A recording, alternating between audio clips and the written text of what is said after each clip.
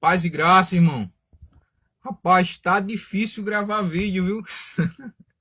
3 vezes com essa que eu estou tentando gravar esse vídeo. Meu Deus, mas vamos lá.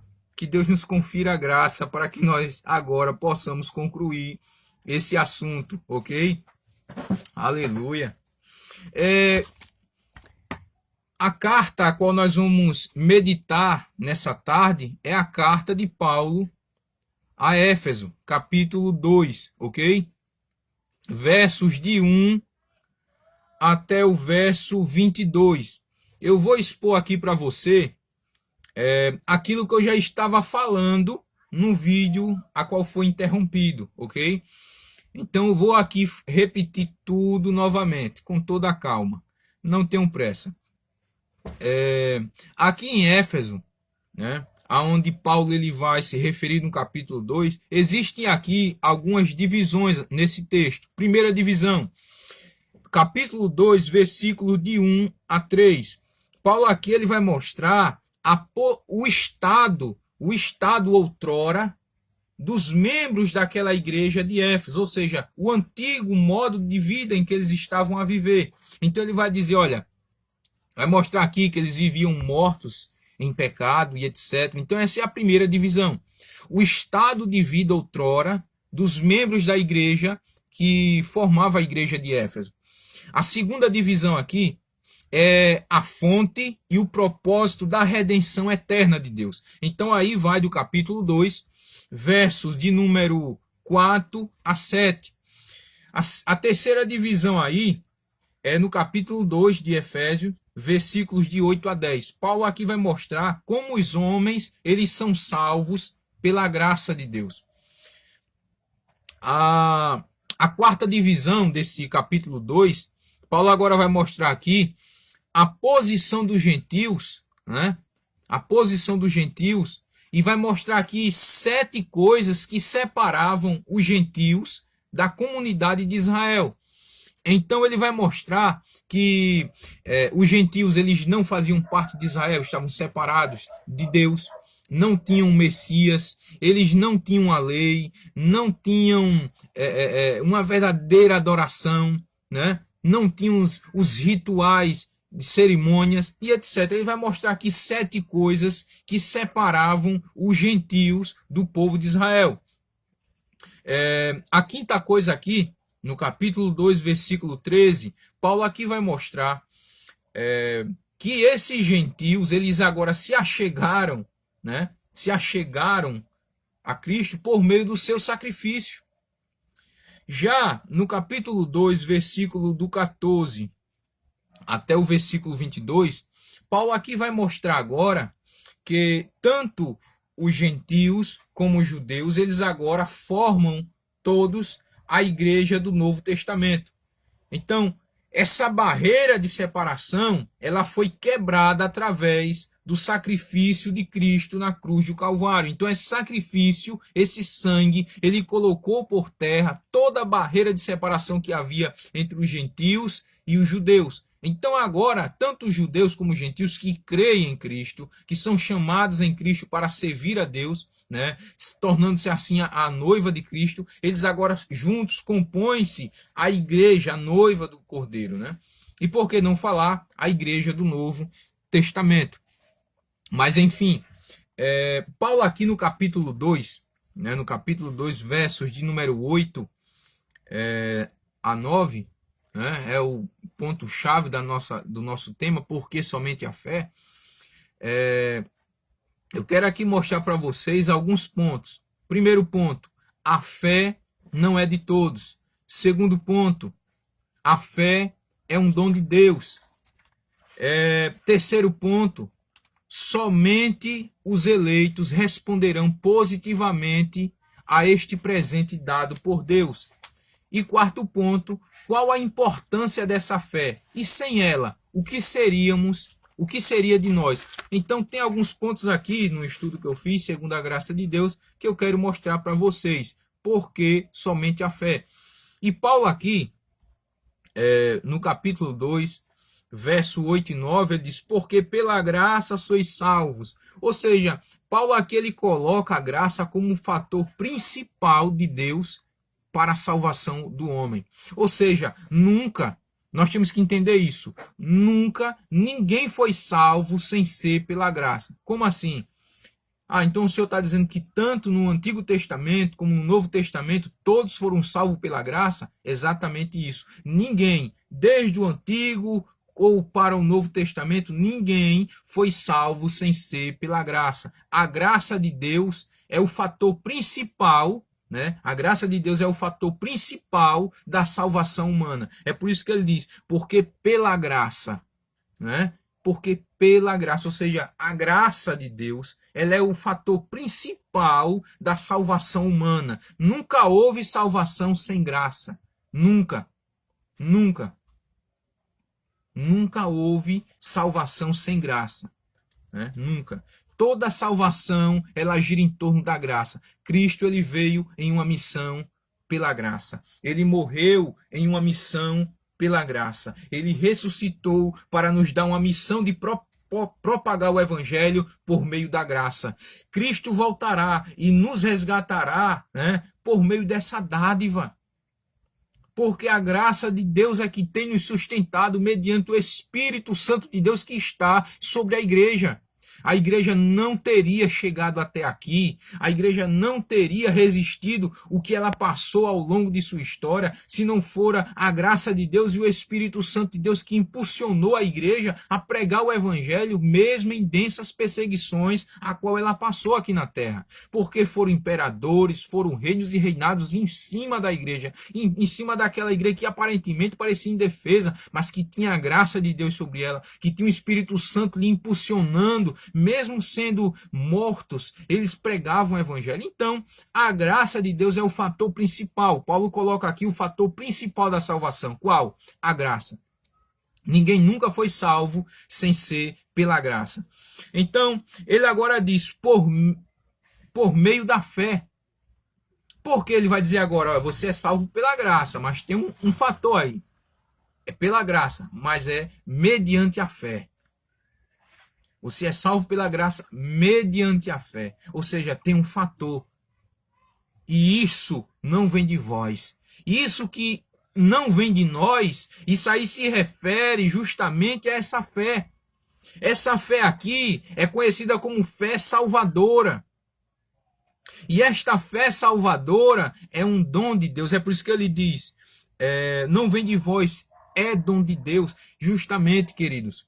Essa fé salvadora, ela não provém do homem. Essa fé salvadora, ela é um dom de Deus, ou seja, é um presente de Deus para a vida do eleito de Deus a quem ele escolhera antes da fundação do mundo para ser salvo.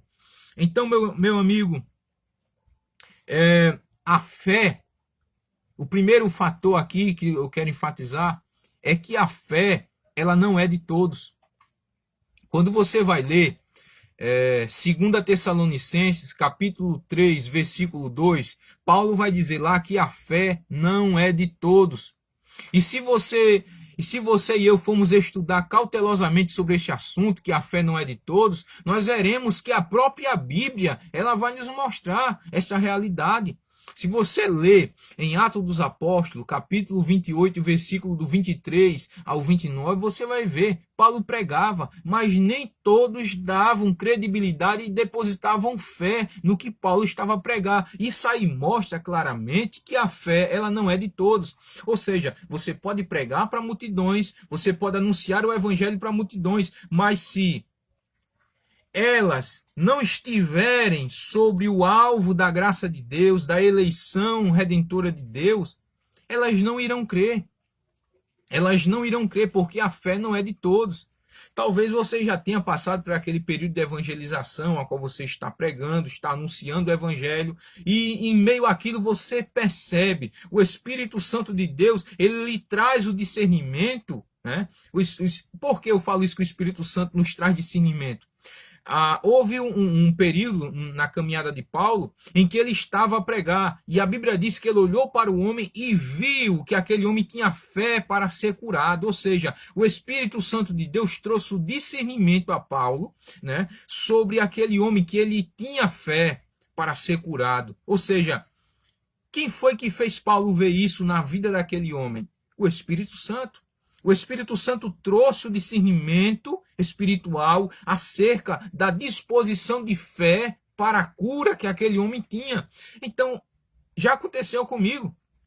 Talvez já deva ter acontecido com você também, de você estar pregando o evangelho para alguém e você, naquele momento, o Espírito Santo lhe trazer o discernimento que você está pregando, mas aquela vida, ela não está dando credibilidade àquilo que você está falando. O que se refere a isso? O que se refere a isso? E qual a conclusão que nós temos acerca disso? É que aquela pessoa, ela não tem fé. Ela não tem fé salvadora, né?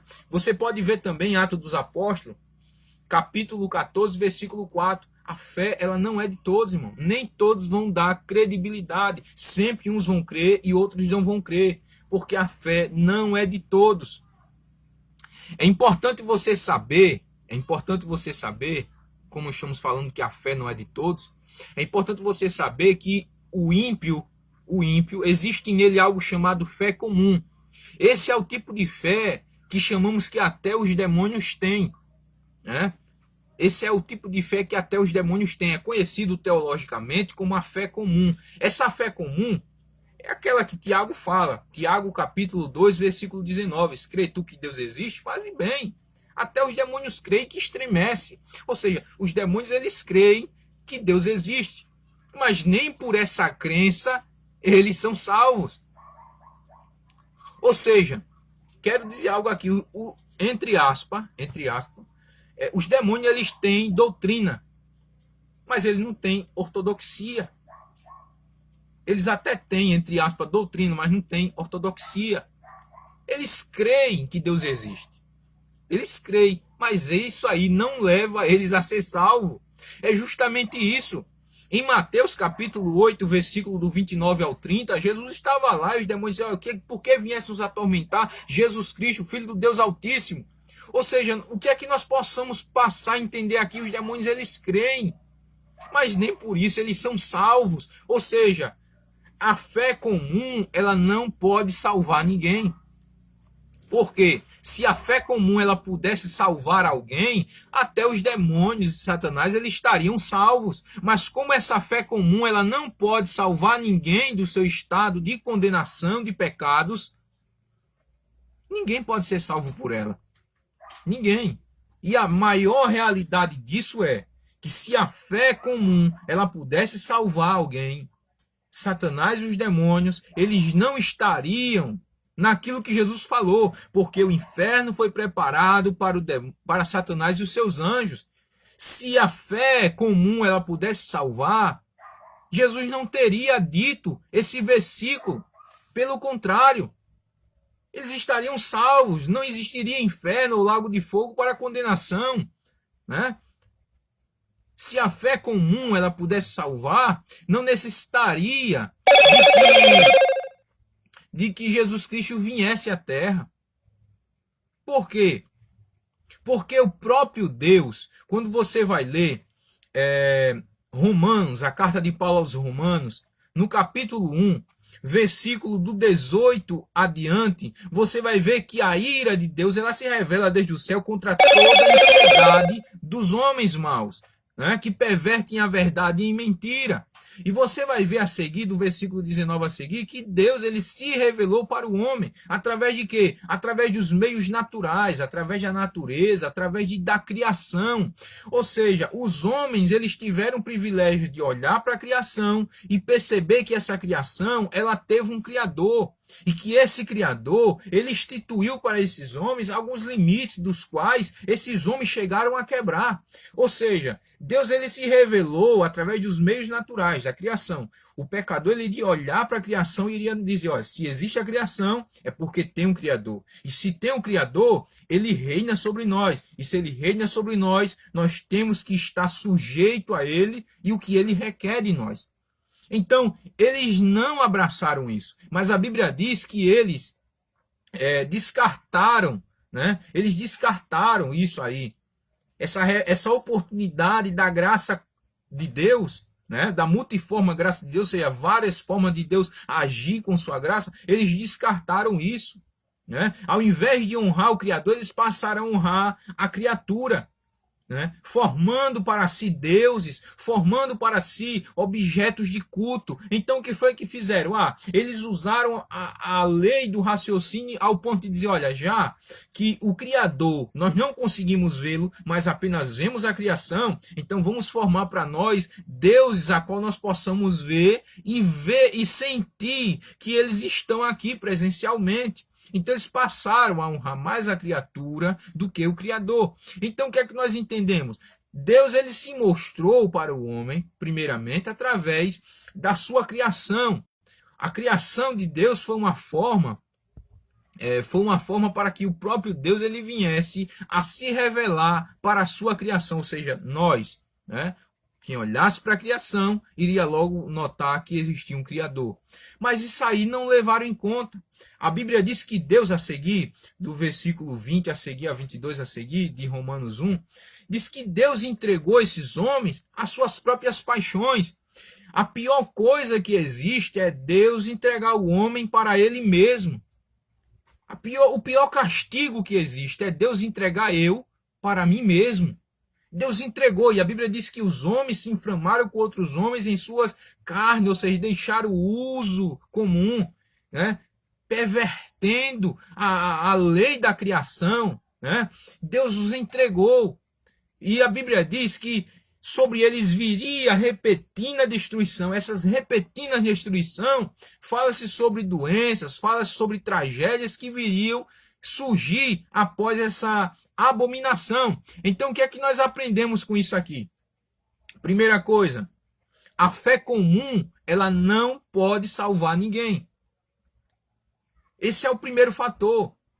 Nós temos que entender que a fé comum, ela não pode salvar ninguém. Por quê? Dentro da vida do pecador, do ímpio, o que é o pecador? É aquele que vive na prática do pecado. É aquele que faz do pecado, tipo como Jó falou. Lá em Jó, capítulo 15, se me foge a memória, versículo 16, Jó diz: quão abominável é o homem que faz do pecado como se fosse água para beber. Então, o que é o pecador? É aquilo que João, em sua primeira carta, no capítulo 4, não sei se o versículo 3 adiante, diz: mas aquele que vive na prática do pecado, esse é do diabo. Ou seja, nós somos pecadores, nós não podemos negar que nós somos pecadores. Né? Porque segundo fala lá em 1 João capítulo 1, versículo 8, 9, 10, diz que aquele que diz que não tem pecado é mentiroso e a verdade não está nele. Então ninguém pode dizer que não tem pecado. Nós somos pecadores, mas a diferença é que nós somos pecadores remidos. Nós somos comprados. Essa é a diferença. Qual a diferença do pecador que está lá no mundo? A diferença é que ele é um pecador em prática. O que é um pecador em prática? É aquele que sempre tem o hábito de pecar, de errar nas mesmas coisas e nisso persistir. Então esse aí é o pecador em prática. É aquele que não se cansa em praticar aquilo a qual Deus abomina. Então ele pratica e não tem o pesar em sua consciência sobre o mal que ele está a praticar perante Deus e a quebra da sua palavra. Né? Então esse é o pecador. Então, dentro desse pecador existe algo chamado fé comum. E essa fé comum não pode salvar. Não pode salvar. E atente para o que eu vou lhe falar aqui nesse momento. Atente. Que a fé comum ela não pode salvar. Até o próprio Jesus Cristo ele vai nos mostrar isso. Quando ele falou lá na grande comissão, em Marcos capítulo 16, versículo do 15 ao 16, Jesus disse: ide por todo mundo, pregar o evangelho a toda criatura. Essa criatura aí fala sobre criação. Fala sobre algo que foi formado, algo que foi dado vida. Então note aqui que Jesus Cristo estava enviando os apóstolos para o mundo cujos habitantes não eram filhos de Deus. Jesus estava enviando os apóstolos para um mundo cujos habitantes eram escravos de seus pecados, eram filhos do diabo, sem fé para ver que Jesus Cristo é o grande salvador de suas vidas. É por isso que ele disse: ide por todo mundo e pregai o evangelho a toda criatura. Eu vejo atualmente os pregadores cometer um grande erro. Um grande erro. Por quê? Porque muitos pregadores sobem aos altares, assumem os púlpitos e dizem: olha, irmão, todos nós somos filhos de Deus. É uma heresia tremenda. Se eu chegar para o ímpio e dizer a ele: olha, você é um filho de Deus, eu estou distorcendo a Escritura. Primeiramente, porque Cristo ele não nos mandou pregar o evangelho para filhos. Ele mandou nós pregar o evangelho para criaturas. Ide por todo mundo, pregai o evangelho a toda criatura. Era até uma incoerência. Cristo dizia: olha, vão, prega o evangelho aos meus filhos. Ou seja, qual filho que não conhece o pai? Né? Por mais que ele seja rebelde, mas qual é o filho que não conhece o pai? Ou seja, Israel, uma maior prova disso, Israel era filho. Né? Deus disse: olha, eu tenho Israel como a menina dos meus olhos. E nós temos que entender isso aqui. Muitas pessoas pegam essa palavra e levam para todos. Não, essa palavra só é aplicada a Israel. Só foi a Israel que Deus disse assim: olha, você é a menina dos meus olhos. Eu não posso tomar isso para mim. Eu não posso tomar esse título para mim e chegar a dizer: ah, eu sou a menina dos olhos de Deus. Não, esse título não nos cabe. Esse título só cabe a Israel. Só foi a Israel que Deus disse: olha, você é a menina dos meus olhos. Você é a menina dos meus olhos. Somente você. Não foi a mim. Isso é um título que não me cabe. Né? Não me cabe. Mas enfim, Israel, nós sabemos que Israel, Deus ele falou: eu criei filhos. E esses filhos, eles se revoltaram contra mim, né? Eles se revoltaram contra mim. Mas vamos lá. Israel era rebelde, sim, era rebelde. Mas você note que em meio à rebeldia, quando eles se arrependiam, eles se voltavam para quem? Para Deus. Eles se voltavam para Deus porque eles sabiam, vinha à memória os feitos do Senhor no meio do povo. Então eles recordavam da grandeza de Deus, da misericórdia de Deus, do grande imenso amor de Deus. Né? Eles se lembravam dos patriarcas cujas promessas, eles mesmos eram o resultado dessas promessas, da multiplicação das gerações. Então eles se voltavam para Deus. E Deus, por sua vez, os atendia, os livrava, os concedia uma nova oportunidade. Mas qual é o filho que não conhece o pai? Então, se Jesus Cristo dissesse: ide por todo mundo e pregai o meu evangelho a todos os meus filhos, iria ser uma incoerência. Por quê? Qual é o filho que não conhece o pai? Ele trouxe o sentido certo da missão pela qual cabia aos apóstolos: ide por todo mundo, pregai o evangelho a toda criatura. Jesus está dizendo: olha, vão ao mundo cujos habitantes são escravos dos seus pecados, cujos habitantes são filhos do diabo, são criaturas perversas que desconhecem o caminho da graça de Deus, a qual eu vim trazer. Então, nós temos que entender isso. O próprio Jesus Cristo, ele nos mostra essa verdade, irmão. O próprio Jesus Cristo, ele nos mostra essa verdade. Ele enviou os apóstolos ao mundo cujos habitantes não teriam fé suficiente nele. Não teriam. Não teriam. Então, o próprio Jesus nos mostra que esta fé não é de todos. Eu quero lhe mostrar aqui que o próprio Jesus Cristo, ele nos mostra que a fé não é de todos. É por isso que ele chega a dizer no verso 16: quem crê? Quem crê? Você está vendo aqui Jesus? Ele dizer: ide por todo mundo, pregar o evangelho a toda criatura. Aí no verso 16 ele diz: quem crê? Ou seja, esse quem crê aqui nas palavras de Jesus, já nos mostra uma minoria dentre a humanidade caída em pecados.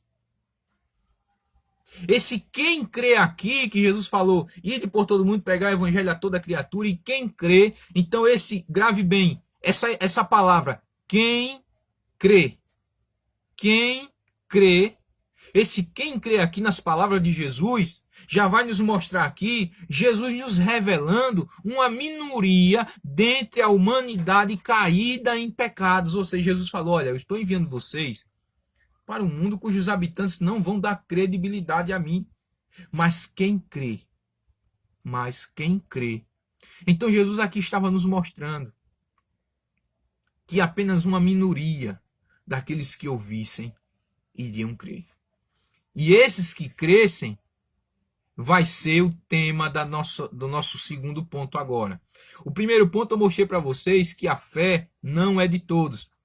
E o segundo ponto eu quero mostrar agora que a fé, ela é um dom de Deus. O primeiro ponto foi, a fé não é de todos. O segundo ponto, a fé é um dom de Deus. Então, grave bem, nós iremos falar ainda aqui sobre esse quem crê, ok? Aqui, em Romanos capítulo 2, versículo 8, diz, porque pela graça sois salvos mediante a fé, isto não vem de vós, é dom de Deus. Então, ninguém nesse mundo, nós temos que entender, ninguém nesse mundo irá chegar diante de Deus sem este presente chamado fé. Ninguém. É justamente isso que nós temos que entender. Ninguém neste mundo irá chegar diante de Deus sem este presente chamado fé. E este presente ele está embrulhado em um lindo papel chamado graça de Deus. Vejamos as palavras do apóstolo Paulo, porque pela graça sois salvos mediante a fé. Ou seja, essa fé, ela é um presente, ela é um dom. Essa fé salvadora, cujo nós vamos falar aqui, ela é um dom de Deus. E essa fé, ela está embrulhada em um papel de presente, entre aspas, chamado graça de Deus. Você está a ver?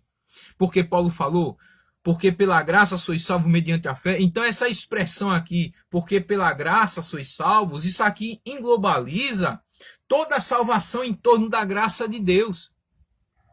Então a graça de Deus aqui, Paulo vai colocar a graça de Deus aqui como uma coluna sustentável para a salvação do homem. Então a primeira coluna sustentável para a salvação do homem é a graça de Deus. Mas se Paulo parasse por aqui, ele apenas estaria nos mostrando a primeira parte, ou seja, a primeira coluna sustentável para a salvação. Se ele parasse por aqui, dizendo, porque pela graça sois salvos, ele apenas estaria nos mostrando, né, a primeira parte da coluna sustentável para a salvação. Mas eu glorifico a Deus porque ele nos passou todo o desígnio de Deus concernente à salvação, quando ele disse mediante a fé. Então isso aqui nos mostra que a graça de Deus em tudo, né, num todo, ela é responsável pela salvação. A graça de Deus, ela num todo, ela é responsável pela salvação dos perdidos. Mas como um cano por onde passam as águas da graça de Deus, essa é a fé. Você está a entender? Então, esse cano por onde passam as águas da graça de Deus é a fé. E essa fé, que é o cano central por onde correm as águas da graça de Deus, ela segue diretamente em direção dos perdidos. Vou repetir mais uma vez. O cano por onde passa as águas da graça de Deus é a fé. A fé é o cano central por onde passa, ou seja, por onde corre as águas da graça de Deus, que segue diretamente para a vida do perdido pecador. É por isso que o apóstolo Paulo diz, mediante a fé. Porque ele viu aqui, primeiramente, que a graça de Deus é uma coluna sustentável para a salvação, juntamente com a fé, que é a segunda coluna sustentável para a salvação. Agora note que é por isso que ele diz, e isto não vem de vós. Ou seja, o que seria isso que não vem de vós? Paulo ele notou aqui que essa fé que leva o homem a crer em Jesus Cristo, ela não vem do homem. Ela não vem do homem. Por quê? Porque é que essa fé que leva o homem a crer, ele não vem de homem. É por isso que ele diz, isto não vem de vós. Ou seja, Paulo estava vendo aqui que essa fé que leva o pecador, ele crer em Cristo, essa fé não vem dele mesmo. É aqui onde nós vamos entrar no ponto em que Jesus falou, quem crê. E volta a repetir, quando Jesus disse quem crê, ele aqui já estava mostrando uma minoria entre a humanidade caída em pecados. Então, o próprio Jesus Cristo sabia que nem todos iriam abraçar a mensagem do Evangelho, por não terem fé, justamente isso. Jesus viu que aqueles homens eles não iriam ter fé para abraçar o Evangelho de Jesus e o Jesus do Evangelho. É justamente essa fé, meus irmãos, que Paulo ele falou aqui. Essa fé não vem de nós. Amigo, eu sei que é duro ouvir isso aqui. Mas a fé que nos levou a crer em Jesus não veio de nós mesmos. Mas Paulo diz é dom de Deus. Essa fé que nós temos, que é dom de Deus, é um presente de Deus para a vida daqueles, aleluia, que ouve falar do Evangelho. A quem dele ouve falar, e quem dele ouve falar, e é um eleito de Deus, logo responderá com fé positivamente. Positivamente. Vou repetir mais uma vez. Essa fé, ela é um dom de Deus. Essa fé que nós temos hoje, que nos levou a crer em Cristo, a sermos templo e morada do Espírito Santo, a sermos cristãos, essa fé, ela é um presente de Deus para a vida daqueles que ouvem falar do Evangelho. E quem dele ouve falar e for um eleito de Deus escolhido antes da fundação do mundo, logo vai responder positivamente a essa fé. Veja, biblicamente aí, você pode abrir sua Bíblia em Atos dos Apóstolos, capítulo 13, versículo 48. Você vai ver aí claramente que o apóstolo Paulo disse, creram todos quanto estavam destinados à vida eterna. Ou seja, essa palavra destinada aí fala de uma separação. Tinha muitos ouvindo o Evangelho, mas só os que foram escolhidos antes da fundação do mundo, aqueles que estavam destinados à vida eterna, somente esses creram, somente esses responderam positivamente a mensagem do Evangelho da graça de Deus. Então isso aqui já nos mostra que a fé, ela não é de todos. Em segundo lugar, a fé, ela é um dom de Deus. Então entenda, quando Paulo ele diz, porque pela graça sois salvos, mediante a fé, e isto não vem de vós, é dom de Deus. Paulo está dizendo, olha, isto aí que não vem de ti, é um presente de Deus chamado fé. E que fé é essa? Essa aqui é a fé que nós chamamos de fé salvífica. Essa fé salvífica aqui, ela é um dom gratuito de Deus. É Deus quem desperta no eleito quando ele ouve falar do evangelho da graça de Deus. Então, é por isso que nós pregamos. Martinho Lutero, ele chega a falar que a nossa missão como pregador é apenas pregar o evangelho. Nós levamos o evangelho até o ouvido do pecador. E Deus levará do ouvido para o coração, né? É a nossa missão apenas transmitir o evangelho. E Deus, segundo a sua graça, irá trazer os eleitos. Irá trazer aqueles a quem ele escolheu antes da fundação do mundo. Ok? Glória a Deus. Então, vamos para o terceiro ponto.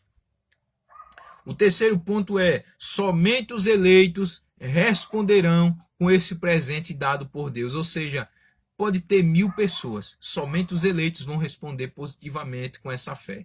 Tem base bíblica para isso? Tem. Livro, carta de Tito, capítulo 1, versículo 1, vai lá dizendo que a fé é dos eleitos. Então, somente os eleitos poderão responder positivamente a esse chamado da graça de Deus por meio do evangelho de Jesus Cristo. Eu sei que isso aqui é aterrorizante e torturante ouvir isso. Mas pode ter certeza, na igreja pode ter 100 pessoas visitantes e esses 100 serem todos eles ímpios. Nem pela tonalidade afinada do cantor, nem pela eloquência do pastor, pregador, nem pela programação do culto poderá levar um dos 100 pecadores que está a visitar essa igreja a se arrepender de seus pecados e a crer de uma forma positiva em Cristo. Nenhum. Nenhum. Por quê? Porque somente os eleitos, eles responderão positivamente a essa fé. Somente os eleitos responderão positivamente a esse chamado de Deus. É por isso que você vê, né, que os eleitos que têm esse presente chamado fé salvífica, eles respondem positivamente a Cristo. Quando você abre a sua Bíblia, em João capítulo 10, versículo 26, Jesus disse: vocês não creem porque não são das minhas ovelhas. Jesus já estava ali dizendo: olha, sabe por que é que vocês não acreditam em mim? Porque vocês não fazem parte das minhas ovelhas. Porque as minhas ovelhas me ouvem e me seguem. A verdade é que Jesus ele já veio a esse mundo já sabendo quem eram as suas ovelhas. Isso aí está na cara. João capítulo 10, versículo 14 e 15. Isso está na cara. Jesus já veio a esse mundo já sabendo quem eram as suas ovelhas. Ou seja, e um fator importante é que Jesus ele recebeu do Pai os eleitos, ou seja, os que haviam de crer nele. O Pai, o próprio Pai, deu a Cristo aqueles que iriam crer em Cristo. Quer uma base bíblica? Vamos lá. João capítulo de número 17, versículo 6. Ele recebeu do Pai, o próprio Pai deu a ele aqueles que haviam de crer nele. Ou seja, é justamente isso, irmão.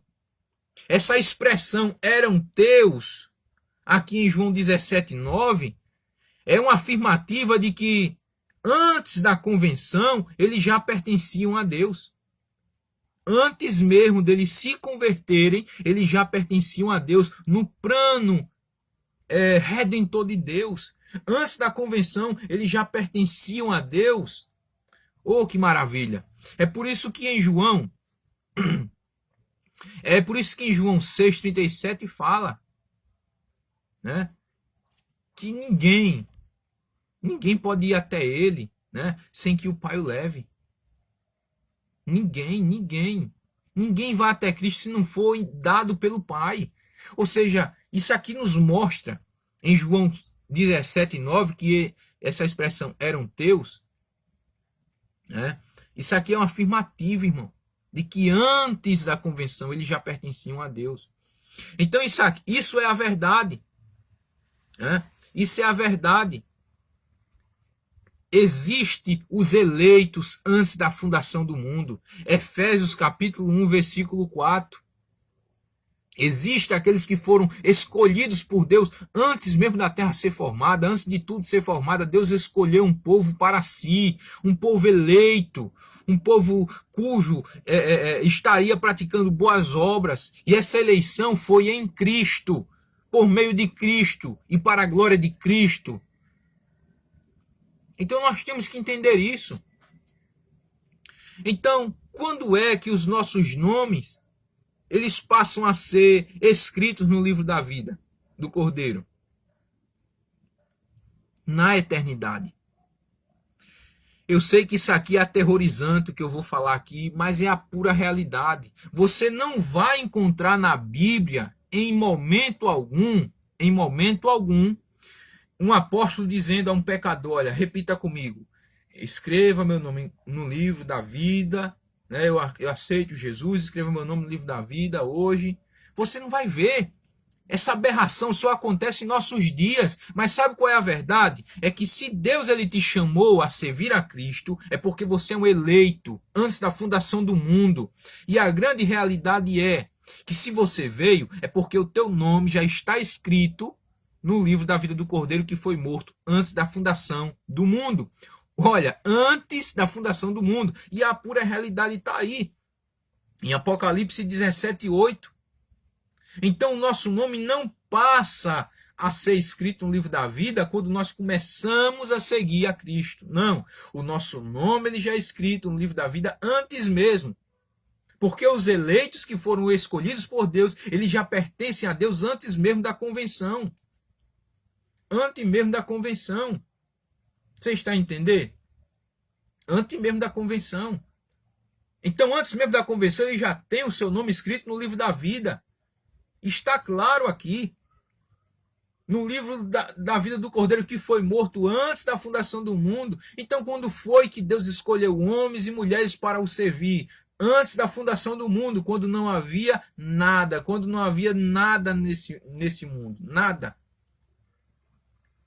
Nada. É por isso que Efésios 1:4 fala isso.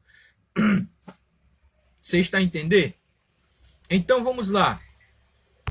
E a maior prova efetiva dessa grande realidade está aqui em Atos, capítulo 18, versículo 10.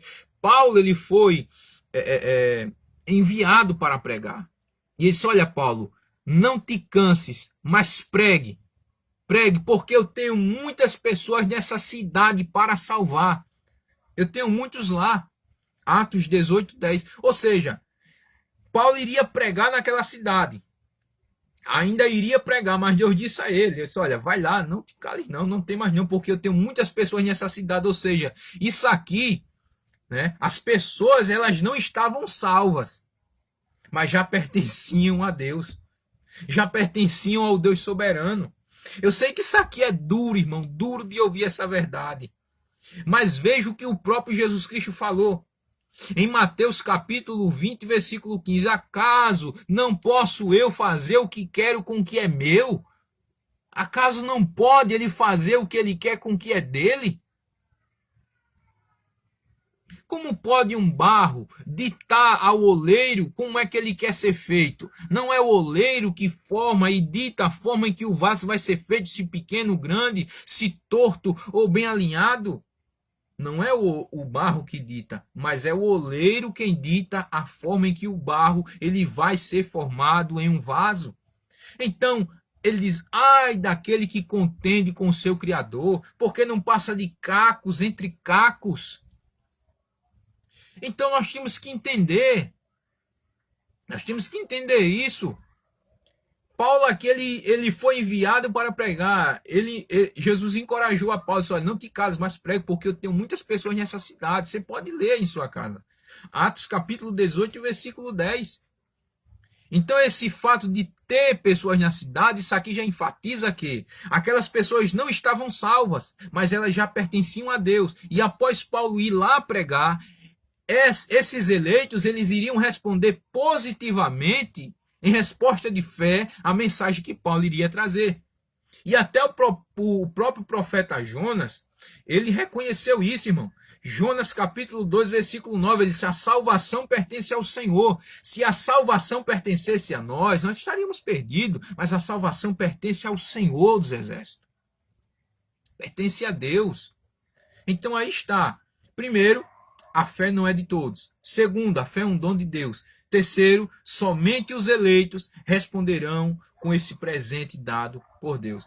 Até mais, vou parar por aqui, porque a minha garganta já está ressecada. Amém? Que Deus abençoe. Qualquer pergunta pode botar aí no comentário. Amém? E glórias e honra seja dada somente a Deus. A Ele todo louvor e é a Ele a quem exaltamos e glorificamos. E eu quero fazer aqui uma oração. Senhor Deus, eu vou a Ti em nome de Jesus. Vossa Excelência tem total liberdade em nossas vidas de fazer o que quiseres, Pai. Deus, perdoai nossos pecados em nome de Jesus Cristo, Teu Filho. Nós sabemos e reconhecemos a nossa insignificância, reconhecemos que não passamos de vermes diante de Ti, vermes esse que Tua graça olhou e nos atraiu a ponto de nós passarmos a seguir-Te. Ó Deus, nessa oportunidade eu quero te apresentar a vida desse homem ou dessa mulher que estará vendo esse vídeo. Que a tua graça o fortifique em Cristo Jesus. Que o Senhor possa o despertar. Que o Senhor possa o levantar para pregar o teu evangelho. Deus, nós te pedimos tudo em nome de Jesus para que seja feita somente a tua vontade. Graças te rendemos, Pai, em nome de Jesus. Amém. Que Deus te abençoe, meu irmão. Até a próxima, se assim Deus ele nos permitir.